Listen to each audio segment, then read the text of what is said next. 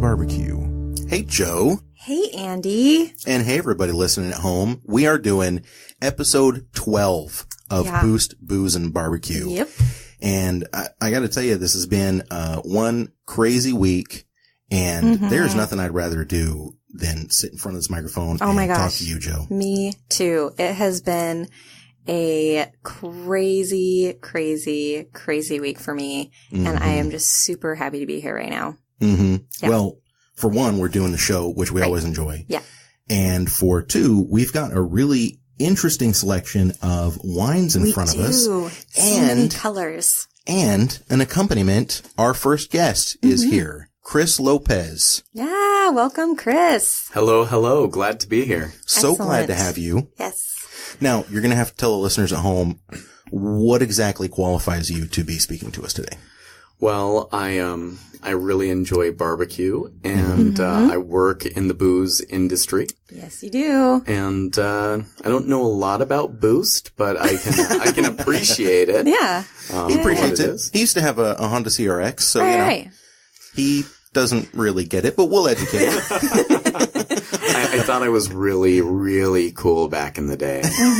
You know, it was cool back in the day, for sure. Yeah. Especially if it was like an 88, 89, 90. Those were the best years. And especially if the entire back, hatch space was all speakers. Oh, yes. You know, not quite all speakers. It was an 89, and when I first got it, it was my stepsister's. Recently there had been a goat in the back of it, so I had some cleanup to do. Don't really ask. Thanks, sis.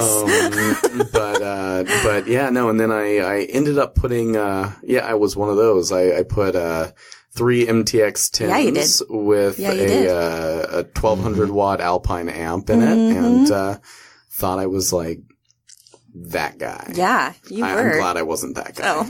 Everything we would come to expect from a CRX, if we're being honest. Yep. Yeah. But the reason you're really here is because of what you do for a living. Why don't you tell us about that? Yeah, I'm the wine club manager at a winery currently. I used to run a very small winery in California Central Coast. I've worked for 2 wineries up here in Oregon, and really just following my passion. It was a great way to get closer to where the wine was born, and really nerd out about that. From the barbecue side, it's like crawling into the smoker. Yeah. You know? Yeah. That's right. Yeah. Awesome. Heck yeah. And plus, if you're an alcoholic, nobody cares. Yep. Hi, Dad.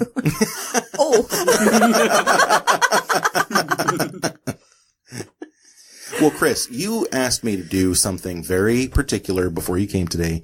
You said, whip me up some ribs, and not like some weird, funky, curry flavored with a mango chutney. You just said just straight up, pork ribs. Yeah. Just real traditional. Exactly. Done in whatever style you want, because, Oregon style barbecue is different than pretty much anywhere else, but we try to keep some things to what a traditional, I use air quotes, traditional barbecue would be like. And so Chris said very specifically to me, a very just straightforward rib. And I hope that that's what I've provided you here today. I can categorically say that is what you've provided me, and I'm pretty thrilled. And didn't just provide, but nailed it. Nailed it. Something I've been working on for a while. It's a real basic recipe, brown sugar, salt, onion, garlic, chili powder, chili flake, couple other things. Oh my gosh, does anybody have a napkin? Because I'm drooling. Right? Yeah. I can attest to this. Yeah. Well, but you told me something really interesting. You said, I have a wine that's going to pair with ribs, and I have never done any kind of a barbecue pairing with wine, so I'm very much looking forward to this. Me too. So, when we're looking at pairing food and wine, a lot of folks think about, pairing like flavors with like and getting a synergy there. And, that's something that, a lot of times you think ribs and or barbecue, you think, going to bigger reds, you're going to, Zinfandel or something along those lines. And while that's definitely very yummy and I have no problem with that, I recently had a pairing that just blew my mind, and I wanted to bring it to you here today. Yay! Nice. I am so ready for my mind to be blown. Yeah.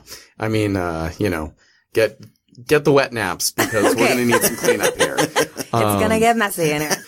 So what I brought is, the opposite kind of pairing from that. So you think of opposites sometimes working really well together. Opposites attract.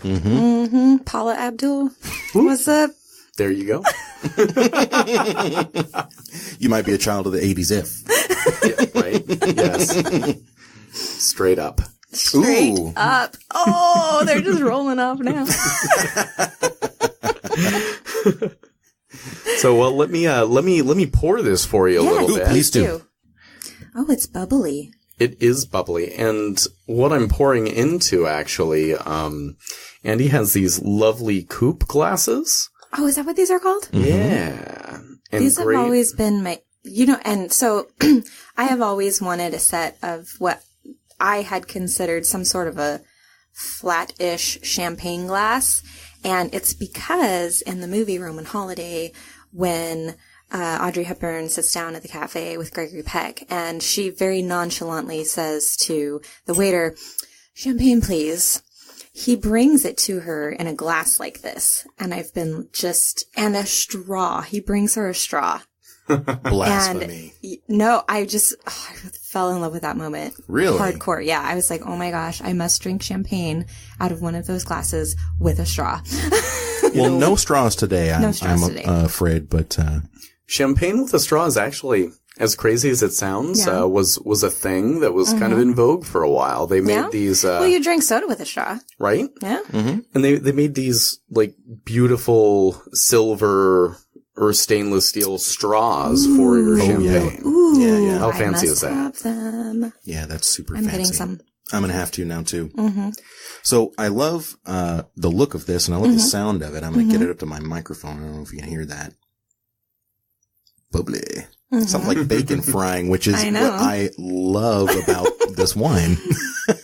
And there's nothing wrong with bacon either. No. True that. All right. So, let's, give this a taste. Ooh, that is quite good. So that's, to dip back to the glass for a second. Okay. This is not generally what's considered the best glass to serve champagne in. Right. And for all clarity's sake, this is not actually champagne. This is an American sparkling wine.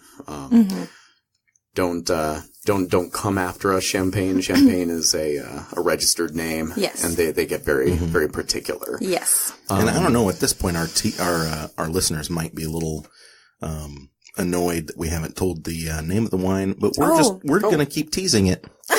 We're just going to keep teasing it, and we'll tell you guys what it is once we're done doing our tasting. Yep. So everyone have a little. We've got little pieces of rib on tiny little toothpicks. Blasphemous. They're so cute. It is blasphemous. I took ribs off the bone and cut them into little bite-sized pieces so that we could do our taste pairing here. But we will see what this is like. So I'm noticing right away that it almost brings out so you take a little bite of rib and you chew it up, and then you take a little sip of the wine there, and you get almost like a recurrence of the smoky flavor, followed by a real sweet tart fruit flavor, and it's really yummy. Absolutely. It brings out the tartness of the wine that I did not taste when I first tried it, because the wine is very, I don't know if you'd call it fruit forward exactly, Chris, but it's not terribly dry. It's not overly sweet, but it's not terribly dry. Yeah, this definitely has a lot of fruit to it, and it's flirting with off dry. They do consider this a brut, so it's it is toward the sweeter end of the spectrum of brut, but it's certainly still. Yeah, I feel like it's definitely sweeter, but it finishes pretty dry. And yeah, I'd agree. One of the things that I really enjoy about this is that I feel like you get even more of that smoke. You notice more of that smoke on the ribs because the wine is so in contrast to it. Yeah. Yeah, that's a good point. Wow, I would never thought of doing a sparkling white wine. Never. With ribs. This is so delicious. Wow. Yum. Okay. Oh, you guys are just flattering. We're just being nice. No, this is, I can't think of a better word than delicious. What's better than delicious? Phenomenal. Oh, wham bam-alicious. Ooh. That's what this is. Wham bam-alicious. I like that. Wow. If anybody was wondering whether or not Chris Lopez knows what he's doing, the answer is yes. Yes, he does. So, this is not what you would go after when you're pulling the ribs off the smoker. But if you have any bubbles laying around, which I firmly believe that we should always have bubbles floating around somewhere. I agree. You never know when you're going to need them. I agree. Tiny bubbles in my wine make me happy all the time. 100%. Absolutely. Oh. All right. And sorry, I'm eating more of my own ribs because they're just, Oh my gosh, I'm falling out of my chair over here. So while we're all getting comfortable with each other here, and the ribs and the wine. Yeah.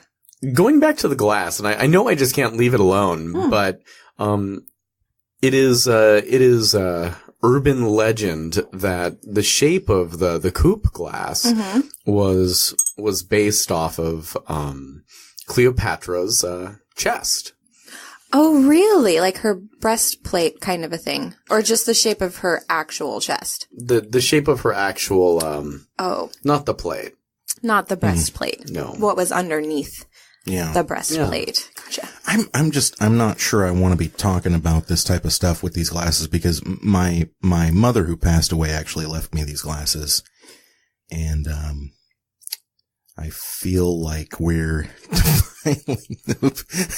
Chris's face. Like somebody's head might start spinning around. So I definitely didn't mean to go there. I was trying to keep it. I was trying to keep it straight, but Chris's face didn't let me. My mom's alive and well. She didn't give me. They couldn't care less what I do. So.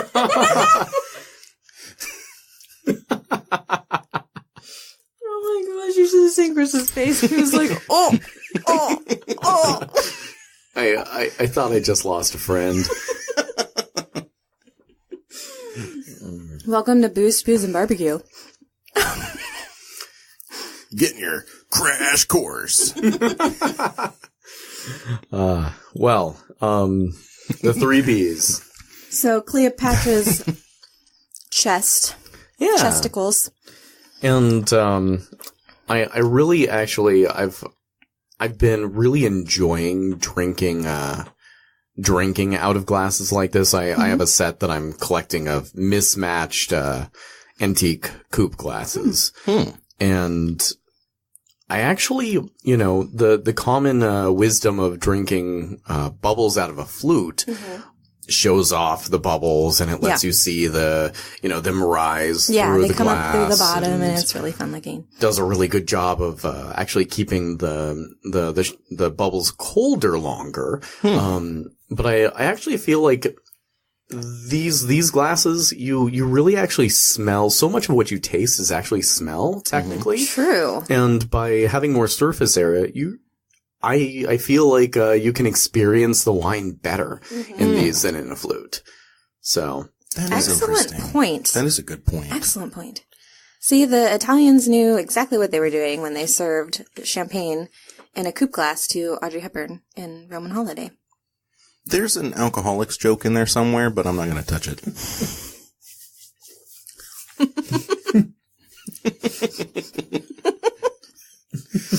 Sorry, Chris. You're choking on your rib over here. You know what? If there's a way to go, that's an okay way for me. Yep. So now that we've talked about the wine and the ribs and everything, should we reveal what it is we're drinking? Mm-hmm. Yeah, I think there should be a reveal.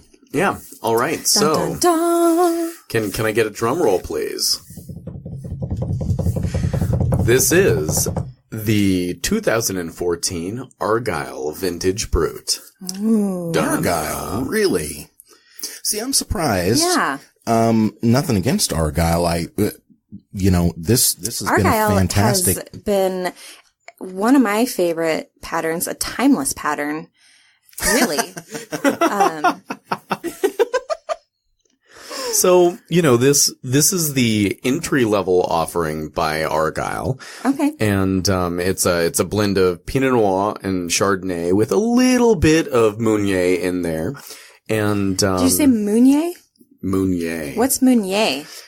So it's related to Pinot Noir, Mm-hmm. and it's traditionally used in sparkling wine production in Champagne, and not really much elsewhere. Oh, okay. Okay, that might have something to do with the reason why I've never heard of it before. Because when you said Meunier, as a matter of fact, Joe, I'm glad you said something because I was sitting there going, "Oh, okay," and in my mind, I'm thinking, "What is that? I've never heard of that before." Okay, so that's typically the wine grape that's used with sparkling wines.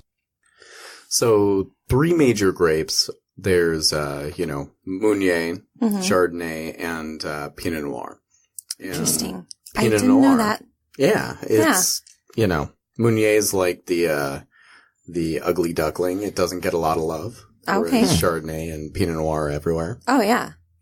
But when you put the 3 together, you get an amazing sparkling wine. And that is what we have here, is it not? It's a blend of all 3? Yeah, blend of all 3. Just a very little bit of the Meunier in there. Okay. And, so what is the Meunier, what's like the Meunier signature? What does it do? What's its job? It brings a little bit of that, if you don't have it, you don't have that Meunier-ness. I totally get it now. Thanks. Yeah, that helped a lot.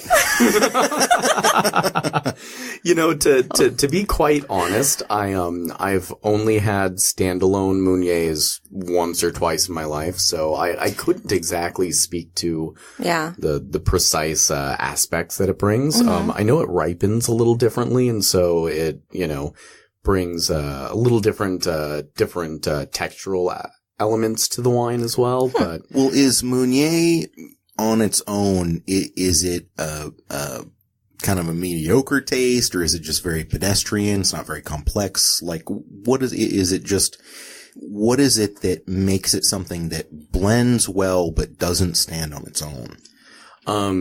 Aside from the fact that it's pretty difficult to say, and so therefore difficult to market. Yeah, That's not hard to say. But if I hold the label to you, and say that, order that off the list. Oh, I see. It's spelled Meunier.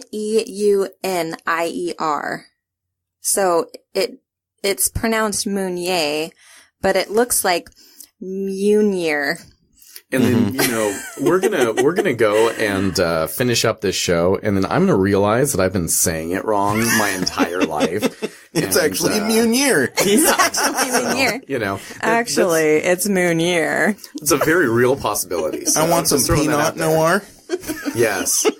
The dark peanut. Yeah, exactly. The dark peanut.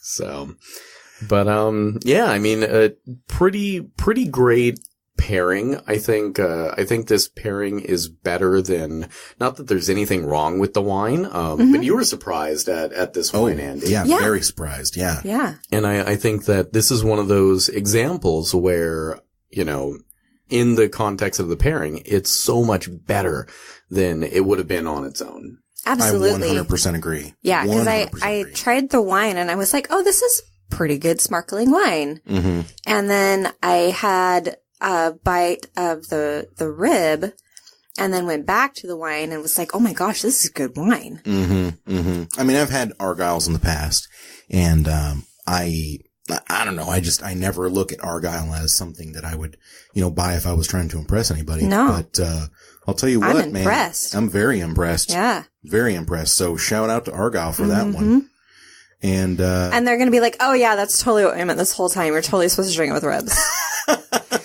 So they do have a wine there that a lot of people, it's got a cult following. It's not really my jam, but it's their Black Brut.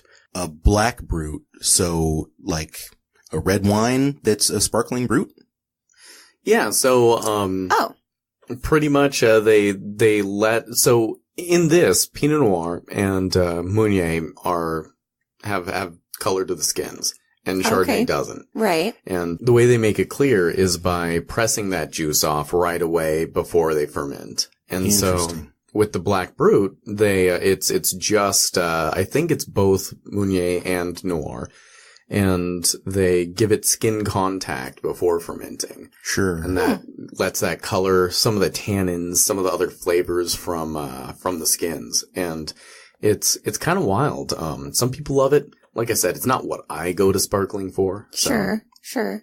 Right. Interesting. I want to try it now, though. I do want to try it too, because I feel like the bubbles would bring out a lot of those flavors, really intensify them in probably some very interesting ways. If you've got a lot of tannins going on, I'm not so sure you'd want a lot of bubbly or how it would interact.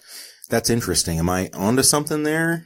Yeah, and I think you kind of nailed it for me. It's interesting, and usually when I say interesting, I'm like, yeah, I want to kind of cozy down and like get into this interesting wine. This is interesting in a way that I'm like, I've not seen that so much before. That's interesting. But like I said, some people like love a polite interesting. Yeah, okay. It has a great personality. And Yeah. Yeah, it does. It definitely does. Yeah. And it's really marketed as being a great pairing for barbecue and for ribs. Oh. Right? Okay, now I definitely want to try it. So finally got to kind of that point where I was making sense again. Yeah. Welcome back. I gotcha. Hello, That's guys. really interesting. Yeah. I see another show in our future. Yes. We could definitely make that a thing. Yes, absolutely. Mm-hmm. Well, we've got a couple more wines to taste on this episode. And I'm actually going to interject this one because you have something pretty red. And this one's a rosé, and I know you've never seen it before. And I'm just going to tell the listeners at home what we're looking at. It is a Lumos 2017 Pinot Noir Rosé. Mm-hmm. And we're all going to give it a taste and a try and see what we think about it. Yeah. Here, I can pour for you. And based on our last episode, I'm sure some of our listeners are not surprised to hear that I am disappointed that Lumos is not a Harry Potter themed winery. Really, really deeply disappointed. I actually have no idea what that means.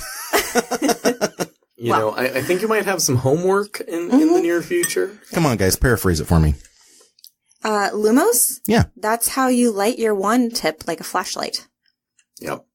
It's one of the oft used wizarding skills that gets them out of a lot of trouble. It does. I mean, all right, I'm going to cut that part out. Anyways, so ouch! Wow. Lumos. Hey, come on, guys. Look at this. Okay, speaking of lighting wand tips, look at the color of this wine. Isn't that beautiful? Very pretty. Yes. I mean, when you say the word rosé, it perfectly describes the color of this wine. So this is kind of going into a style that I've seen more and more here in Oregon. Mm-hmm. A lot of times, you'll get, the French Provence style rosés, and there'll be that very, very light salmon skin color. Yep. Mm-hmm. And then, you think of rosés and, you think of like white Zinfandel, right. dare I say, and that more like fluorescent pink. Yeah. Here in Oregon, there's been this trend toward a little bit more color extraction with rosé, and not really fitting into either of those camps. Yeah. And this looks like it's It's one of those Oregon style rosés, which are in vogue right now. Yeah. I didn't know Oregon style rosé was a thing. That's kind of awesome, actually. That's very cool. You heard it here first, folks. The more you know. That's right. Well, we've all had a little sip of this wine. Mm-hmm. What are our thoughts? Well, first of all, I want somebody to tell me what they're tasting. I'm going to stick my nose in this thing.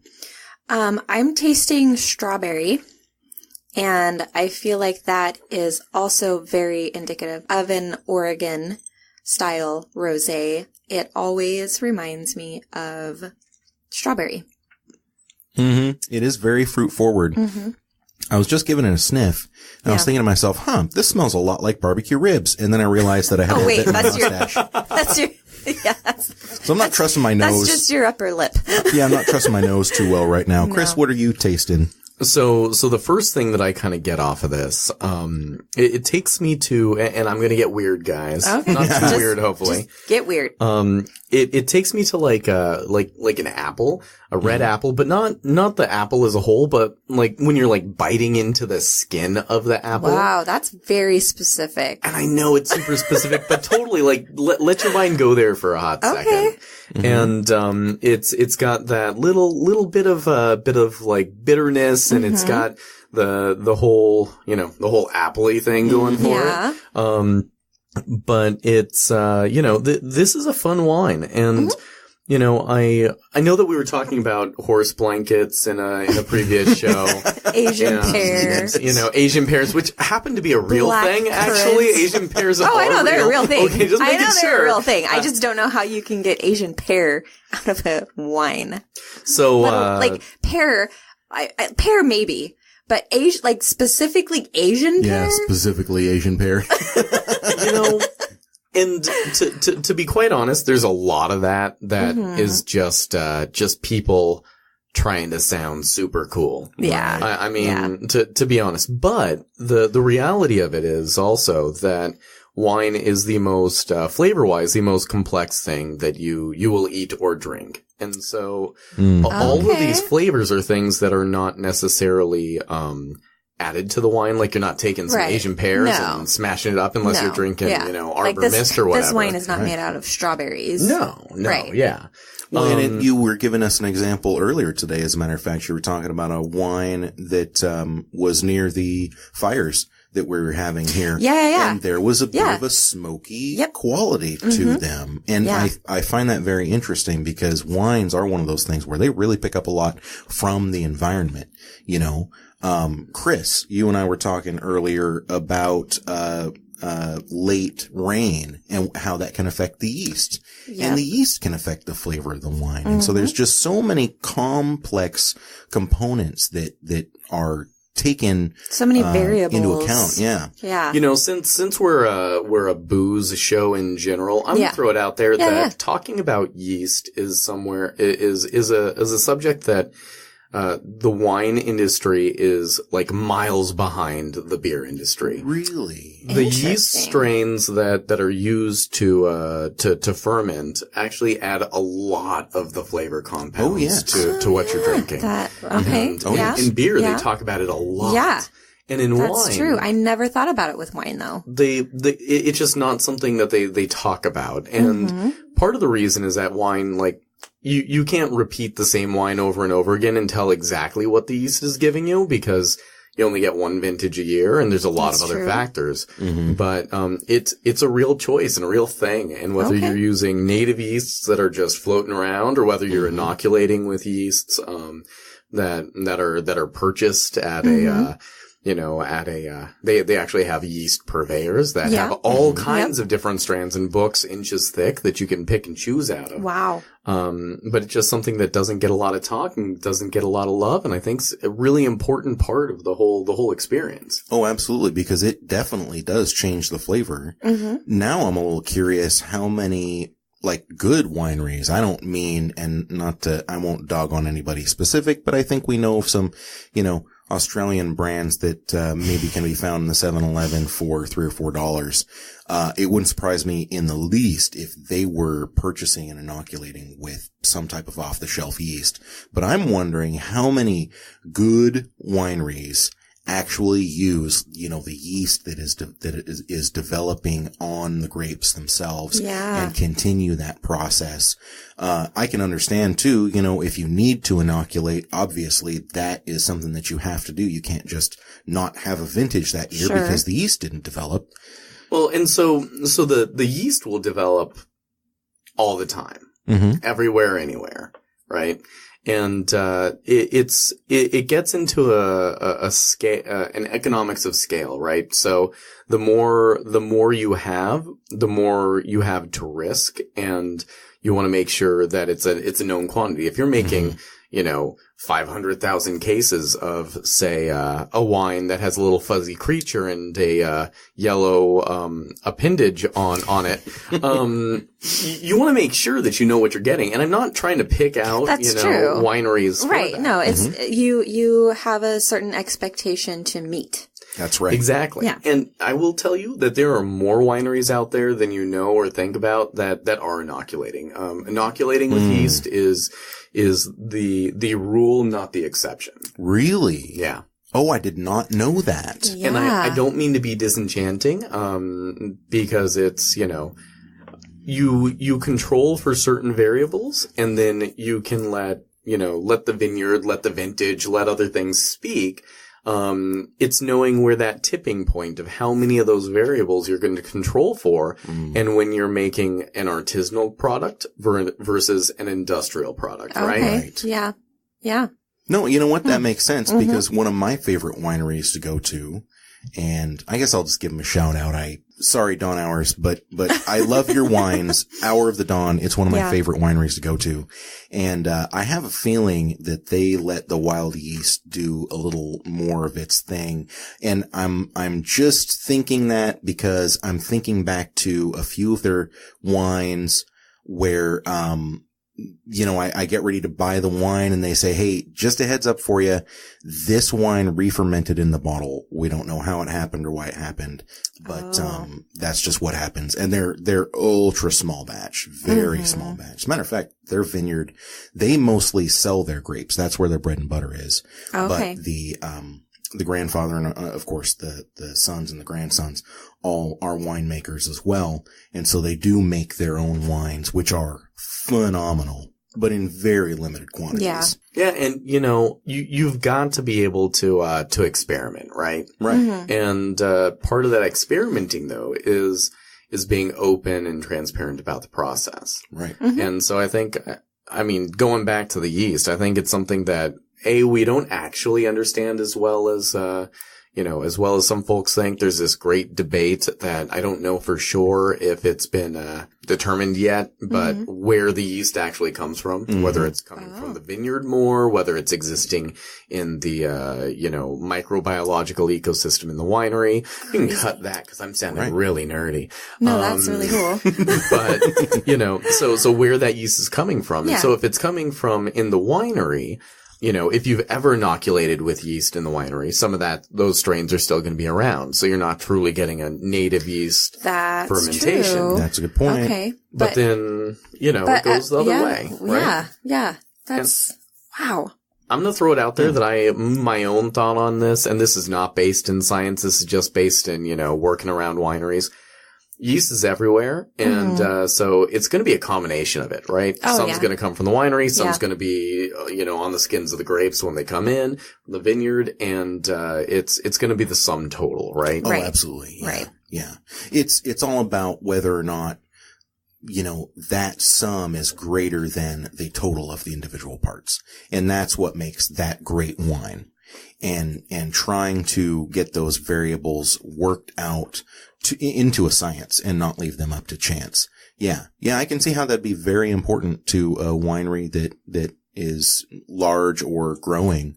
Yeah, absolutely. And I'll tell you what, it's actually funny off the air. I showed the bottle to Chris and, he threw out a name and he's like, oh, is that from so and so?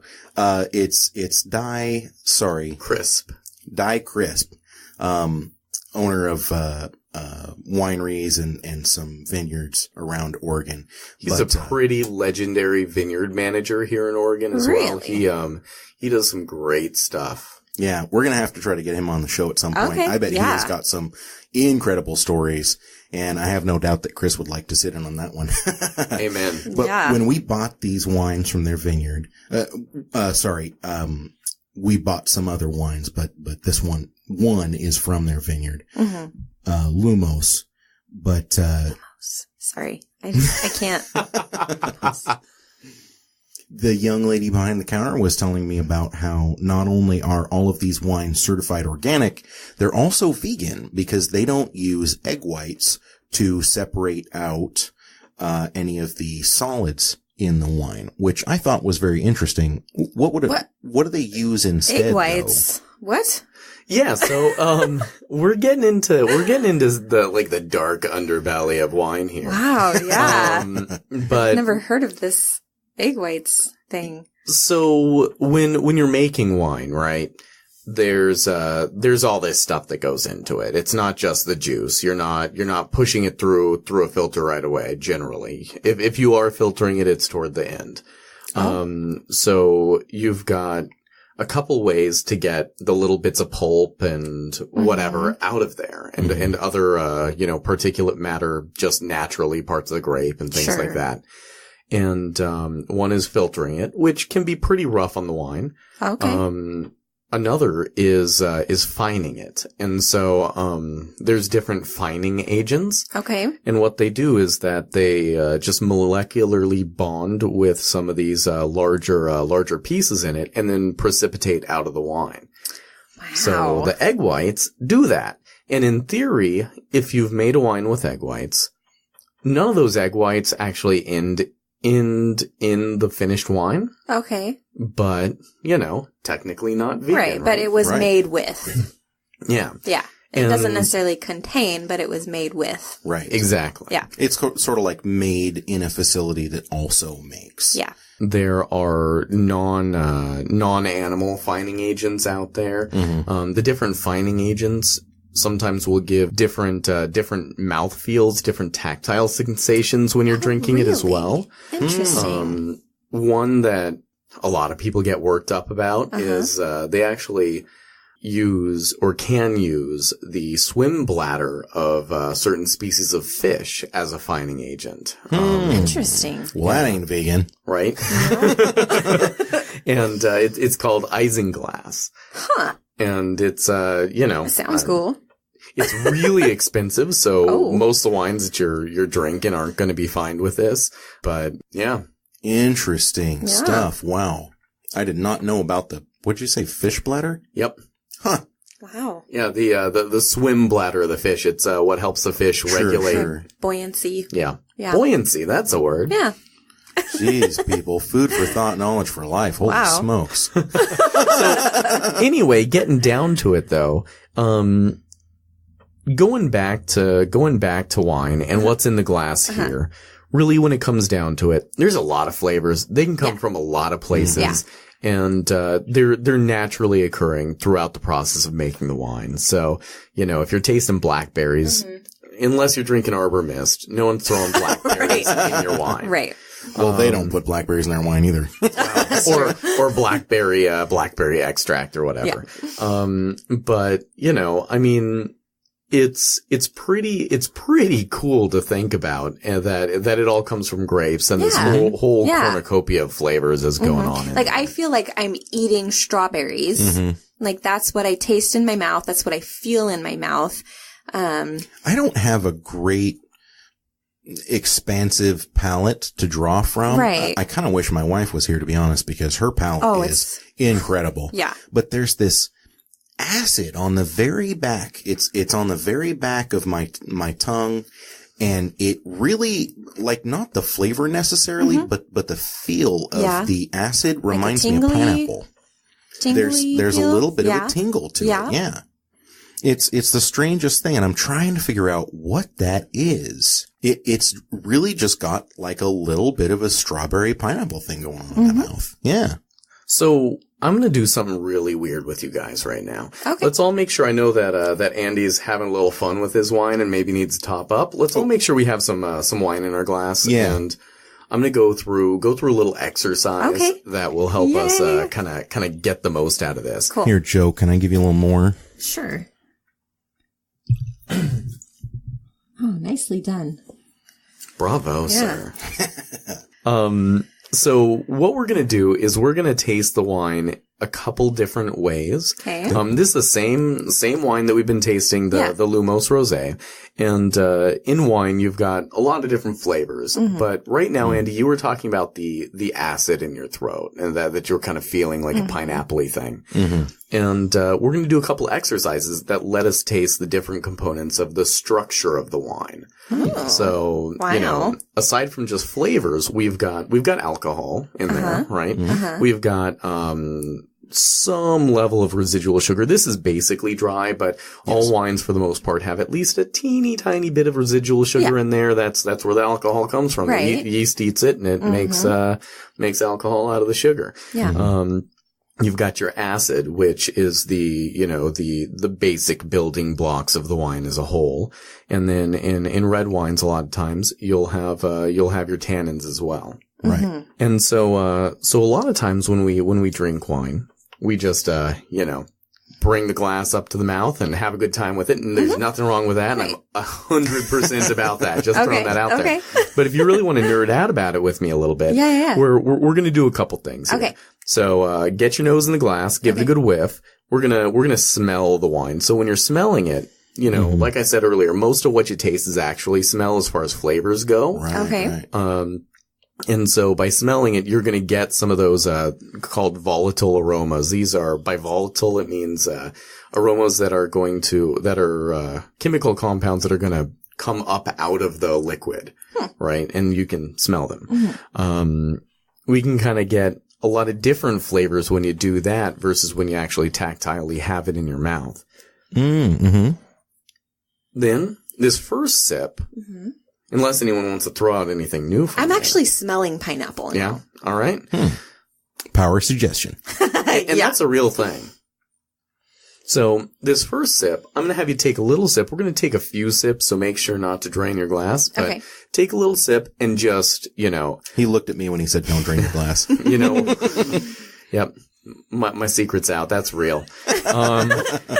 So this very first sip, I'm going to have you just kind of slosh it around in your mouth there for a second and then drink it down. And just let it sit in your mouth for a second or two, then drink it down. Then let's come back to it. Okay. So by doing that, by sloshing it around in your mouth, you're getting it everywhere. Mm-hmm. And we don't only have taste buds on our tongue.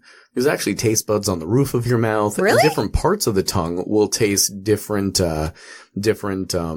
actual flavors. Mm-hmm. Wow.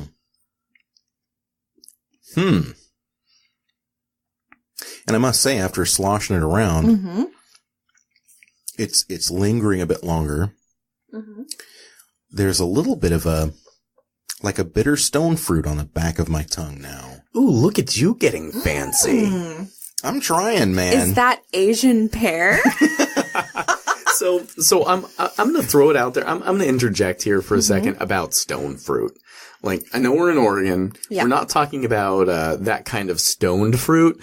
We're talking about like pit fruits. So anything that has I got to throw it out there. For the longest time, I didn't, when I was getting into wine, I didn't know what people were talking about. I'm like, oh yeah, stone fruit. Gnarly. Like black currant. I totally get black currant. No, I don't. So yeah, just helping all you out there that might not exactly know, 'cause yeah, I've been there. I feel ya. Stoned fruit. You really are from California. So this next sip that we take, instead of just sloshing it around everywhere, what we're going to do, and this is going to sound, the next couple things I tell you to do are going to sound really dumb. You just have to roll with it. Okay. I'm good with that. Bring the wine into your mouth and physically chew it. Chew it? I know, right?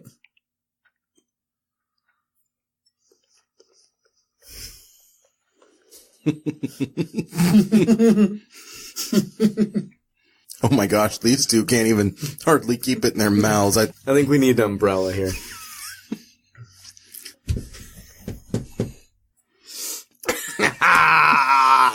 She swallowed just in time. That's what you told her. She was holding that in. Oh my god, I'm sorry. I don't know why that was so funny. You know what? I don't know. You looked at me, I looked at you, and just something bad happened. It was like Ghostbusters and they crossed the streams, right? Yeah, that's you never cross streams. Never. No. All right, let's try the whole chewing thing one more time, shall we? All right, and we're gonna do one or two more little tastes immediately after this chewing thing, so make sure to leave some in there. Okay. But So just chew a little bit. yeah, give it a little chew. Okay.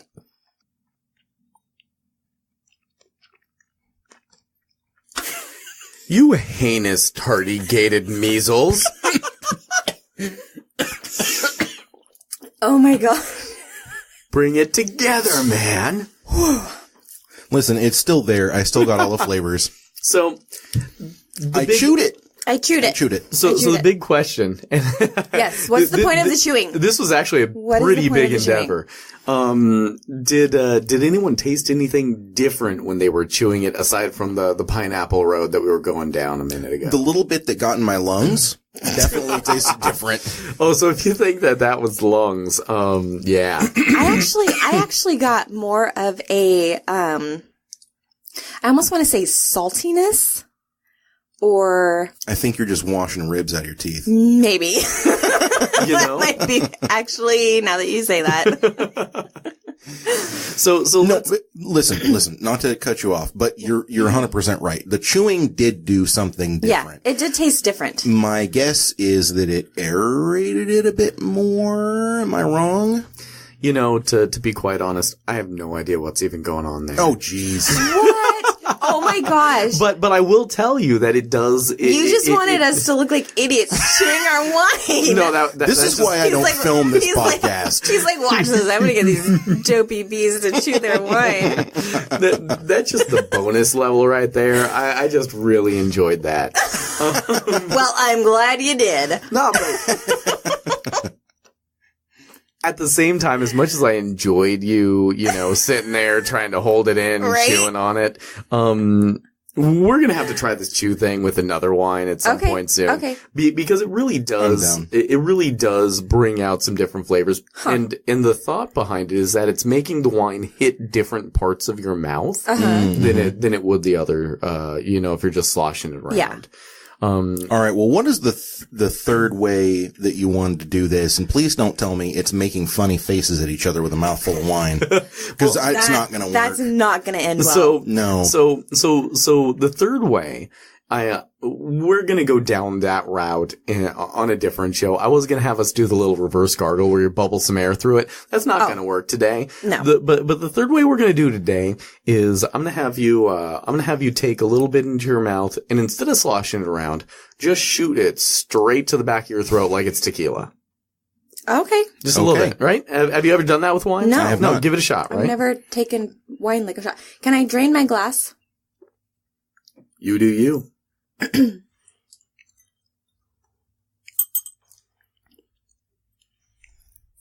Mm-hmm. Yeah, Oh. I see what you mean. Oh my gosh. Yeah. I have to be honest with you. I feel like there's a lot of the sweetness left. It's way sweeter. It is way sweeter. So when you're doing it that way, you're not letting the wine circulate around your mouth, get into your nasal passages. You're not being able to smell it, and you're not going to be able to taste as much of what's going on. You're just going to see, you know, sugar and alcohol. Right? You feel a little bit of that burn. Yep. I mean, this is not a high alcohol wine. It's not anything that's, you know, obnoxious like that. Right. This is actually a really nice wine. But if you were to say, you know, hey, I'm going to cover this label up and you tell me how much alcohol you think there's in it, that's what I'm going to do. I'm going to give it a good sniff just to let that alcohol come into my nose and take a little bit and just shoot it to the back of my mouth so that I'm seeing that part of the structure instead of the rest of the wine. Because your brain can only really compute a couple things at a time, and by being able to break it down this way, you can try to understand it a little bit better. That was fun. That's super interesting. Yeah, it was very fun when we could get through it. And you guys thought I was pulling your legs. And I was having fun with it, but... Yeah. That's awesome. Yeah.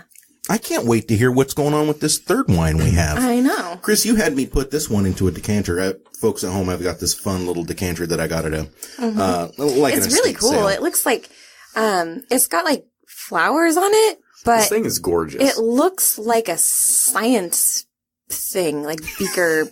Looks like a beaker. Yeah. I just wish I still had the topper, or the stopper, for the top of it, but I don't. Oh. Yeah. But it is a very neat looking decanter and it works quite well. Oh, and look at the lovely color on this wine. Yeah. I don't actually know what this wine is. It's just, it was in my decanter and we're going to talk about it.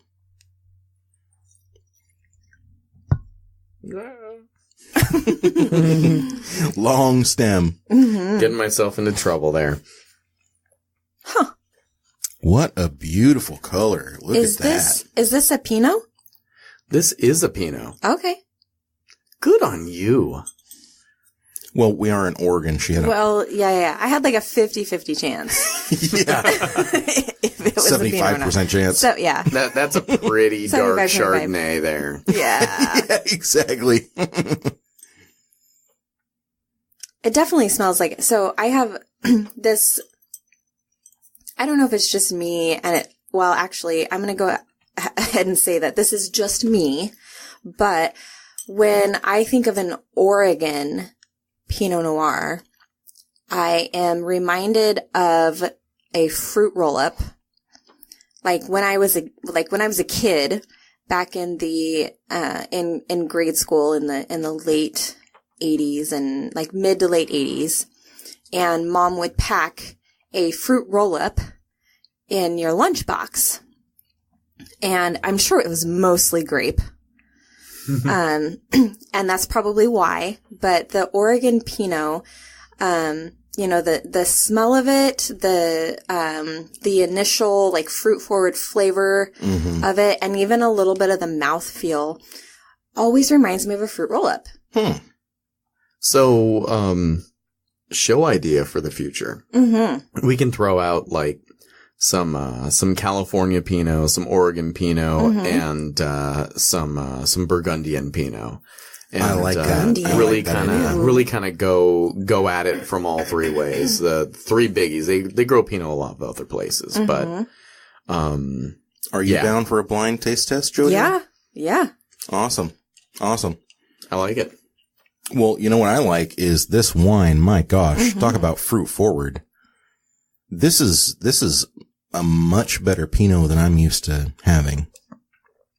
So when we're going down this fruit forward road, the whole concept of most Oregon Pinots is it's fruit, but it's tempered fruit, and there generally is a lot of other things going on in there. Oh yeah. And a lot of folks think that like to speak about Pinot Noir on, a linear continuum, right? Okay. You've got California on one end, you've got France on the other, and maybe this is better for the next show, but a lot of people peg Oregon right in between somewhere. Okay. And, I think that's an oversimplification. Life's not that pretty. Like, you're not gonna take a continuum of cars, and you're not gonna say, Dodge, Neon, or not Dodge Neon. Yeah. Damn, I sound dumb. You're not gonna take your Dodge, your Ford, your Honda, your whatever, and just say, well, where do they fall in this line? Sure. They're very different things in a lot of different ways. Yeah. Absolutely. I totally get where you're going. I know that you don't know a lot about cars, and I think everybody else just figured that out too. But we're gonna cut that. But I think that's a good analogy. That was a great analogy for a non-car person. That was a fantastic analogy. Put it up, dude. High five. You can't say that whatever you want to put on the end of the scale. Mm-hmm. Give me something, Andy. Bottom of the car-wise? Yeah. Daewoo. Woo! There you go. You can't say that Daewoo is the bottom and what's going to be my end? Bugatti or... Yeah, you know. Yeah. A And Tesla Model X. Rare. Saline. Wah, wah. And then say that Chevy's right in the middle. That doesn't make any sense.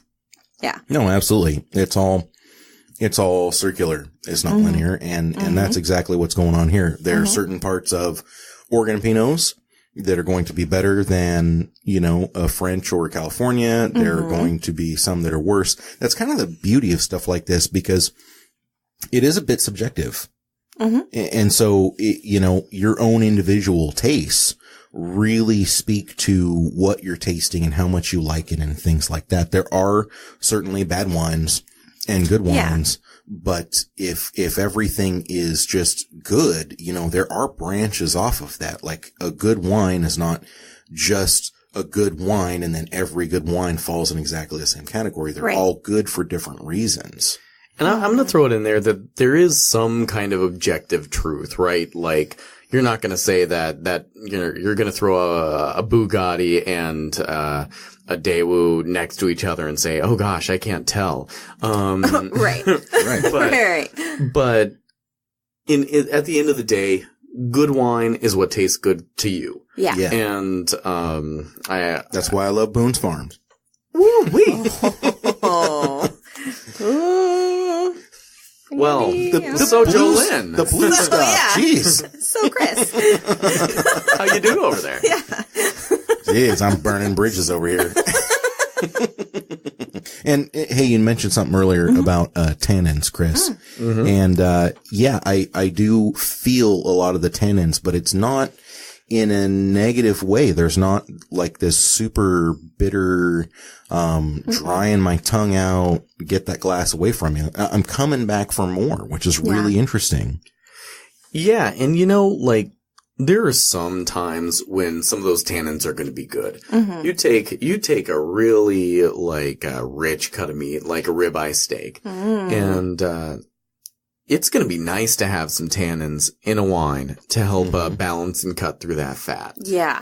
But when it comes down to it, I mean, that's one of the beautiful things about Pinot Noir. A medium to lighter bodied red grape is incredibly, incredibly versatile. And you've got a little bit of tannin, you've got a little bit of this, but they're all supporting elements supporting the whole, right? And it wasn't planned out this way, but it's interesting that it worked out this way. We had the, Argyle Brut, which has Pinot Noir in it, and it's a white bubbly.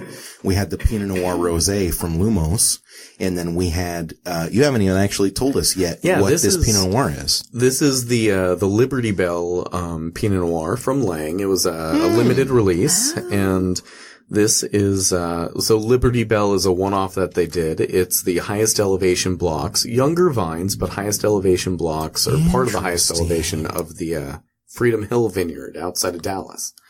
And, Freedom Hill is a legendary vineyard site. Sorry guys, Dallas, Oregon. Dallas, Oregon. Yeah. Oregon. Yeah, let's be clear. Yes. Yeah. There's more than one Dallas in the world. And throwing it out there. Oregon. There is some wine country in Texas, but I'm gonna say that I think, Texas, go there for the barbecue. Yes. Yeah. Don't worry, Texas, you'll get there.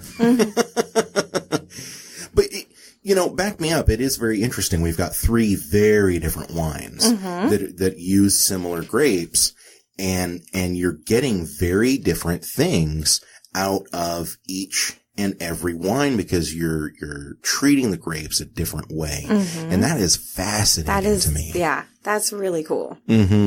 It's like you said, it's the interesting thing about wine. There's just so much going on there and so many variables and so many things you can do. And wine almost has its own personality between the vineyards and the vintages. Amen, sir. Amen. Yes, very well said. Well, thank you very much for letting me come and bring a couple of these wines in. I am so glad you did. Cheers to that. I am going to say that I'm not going to let you guys get away from here without talking about a little bit of more boost and a little bit of more barbecue. Okay. I mean, that's what I'm here for. Let's go to the barbecue first. Yes. So my wife did a little high tea for you guys. Unfortunately, Joe wasn't able to make it for that. I missed it, yeah. But you snooze, you lose. I did. You got to show up to the race if you want to win. I don't know if I'm classy enough for high tea. Well, maybe this was high tea. Maybe early tea. How about high C? High C. There you go. Yeah. This was a high tea plus barbecue. Okay. So every single dish that my wife wanted to make had some type of a smoked component. So the chicken salad sandwich. This is why I love your wife. That's why we all love my wife. Yeah. Yep. The chicken salad sandwich, of course, had smoked chicken and smoked almonds. I went ahead and smoked some almonds on the grill. Wow. And smoked salmon and cream cheese, obviously. That's a big one. Yum. My smoked salmon always turns out real well. Today was no exception. Oh my gosh. And bummed I missed this. the cream cheese and cucumber sandwiches were made with a smoked salt, which was very subtle, but there. Okay. And lastly, the egg salad sandwiches. Instead of smoking the hard-boiled eggs, which I'd planned on doing originally, and she just felt like, I want it as a subtlety. I want something just that's there. And she knows, man. Like, I don't know how she knows, but she knows. She works it. The nose knows, man. Yep. Yeah. She had me smoke the tomatoes to put in the egg salad instead. What? Oh, yeah. That's what that was. That's what that was. Wow. Oh, I didn't tell you that until just now. No, you did not tell me that. My I was feeling it. Yeah. Wow. It turned out very, very good. Very good. And I was in communication with Chris earlier in the week, and we were talking about, a little bit about the show. And I said, what can I do? What kind of food would you like to do the pairing with? And he said, I'm going to blow your mind by pairing a wine with barbecue ribs. And he told me very specifically, don't do anything weird with the ribs. Just straight up ribs the way you like them. And that's what I made. And everything seemed to come out really well on the grill. Yeah. I was pretty happy. And of course, my wife with her, incredible palate and cooking skills was able to just take everything to the next level. So I'm going to insert something here. Listeners, you don't know what you're missing because Andy is as great as he is. He's definitely, there's another half to this couple that, I love you, Andy, but yeah. But yeah. I tried to say nothing but good things about her. Well, there's nothing but good things to say. I can only understate. So but let's just say, it could not have happened without all of the hard work from my wife. So kudos to her. We're going to get her in on a show at some point. It's going to take some convincing, but we'll do it. And for the, boost component, Jojo, you got anything going on? I don't really have a lot going on right now. I did read an interesting article on Drive Tribe today where a gentleman was talking about how too much power can actually ruin a car. Well, that's complete BS. I know, and on that right? note, I think it's time to end, listeners. Agree. Thank you so much, Chris, for joining us here in the studio. Thank you so much. Thank you. Joe, thank you so much for being here. Listeners, thank you so much for being here and listening. Hit us up at all the usual spots. BoostBoozBarbecue.com is where you can find us and all of the back episodes. Facebook.com, BoostBoozBarbecue. By the way, I've got a Twitter now. What? Woo woo. Boost Booze Barbecue is the username. Boost Booze and Barbecue. As a matter of fact, I think I spelled it with an ampersand. Okay. Gotta love the ampersand. Yeah. Which, for those listening, it's the little doohickey on number 7 on your keyboard. That sounds like you're trying to give me directions on how to fix a car, and I don't know what's going on. You're like, pick that doohickey, and it's the one that says 10 millimeter. You probably can't find it. Right? Damn it! There's only one missing. Oh man, Twitter. Oh, you know what else is missing? Instagram. We're on Instagram now. Yes, we are. Hey, how's that Patreon coming? The Patreon is coming. It is coming. It is right around the corner. We have got stickers. We've got shirts. We've got growlers. We've got bottle openers. We've got spark plug gappers. And I've heard a lot about these gappers, and I gotta say, I don't even know if my car has spark plugs, but I want one. Well, you have a Subaru. I do have a Subaru. So it has spark plugs, but they're hidden. yeah, they're super hard to get to. Yeah. Well, if I ever get there, I'll have a gapper. You can do it. We can help. That's Okay. the motto here at Booze and Barbecue. Patreon's coming right around the corner, and we've got some awesome stuff. And as a matter of fact, some of that stuff we're probably going to throw up even on the Facebook for people to just jump in, and if they want to show their support, they're going to be able to, pick up a little thing, help us out, keep a little wind in the sails of this tiny little sailboat that we're in. Yeah. But man, we're having a lot of fun doing it. Yeah. And we couldn't do it without you guys. And Joe couldn't do it without you. No. Chris, got any shout outs you want to make? You know what? I just want to shout out to my family. I want to shout out to the world. I want to give all the love to my lovely girlfriend, Sarah. And, I just want to say, I love you all. God bless. How about social media, buddy? No. I live in a social media free world. Oh, the beauty of that. Wow. That must be really nice. Yeah.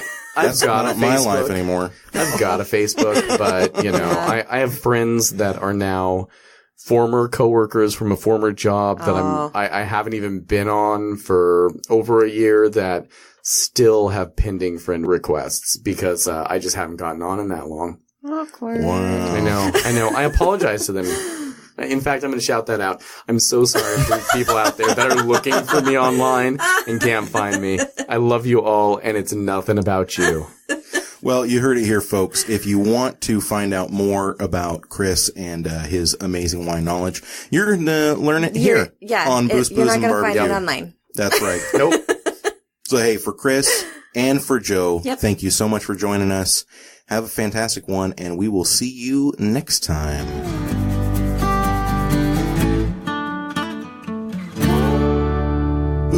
Booze and Barbecue.